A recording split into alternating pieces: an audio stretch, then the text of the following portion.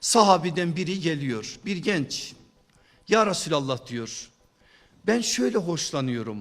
Evet, Allah için bir iş yapıyorum ama istiyorum ki başkaları da duysun, beni beğensin. Hem Allah için iş yaparken hem de başkaları duysun ve beni beğensin diye bir şeyi düşünmemde bir sakınca var mı? Ne diyor biliyor musunuz sallallahu aleyhi ve sellem? O işe Allah'ın teveccühü yok. Allah amellerinde, kendisi için yapılan amellerde asla başkasını ortak edilmesinden hoşlanmaz. Ve bunu anlatıyor sallallahu aleyhi ve sellem bize. Kıyamet günü hesap defterleri açılacak. İnsanoğlu, Ademoğlu dağlar dolusu amelle geldiği gibi bir duyguyla Allah'ın huzuruna gelecek.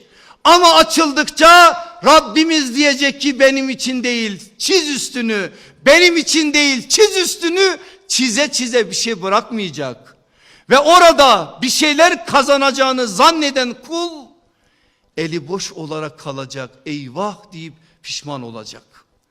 Böyle bir hale düşmemek için bizim riyaya karşı öyle bir teyakkuzda olmamız gerekir ki bu beğenilme arzusunu, teveccühü nası, insanların teveccühünü istememek, verilse de hoşlanmamak, hoşlanılma olduğu anda riyaya ait bir kapının açıldığına dair yürekte bir ızdırabı sonuna kadar çekmek ve bu konuda sürekli kalbe ayar vererek yürümek.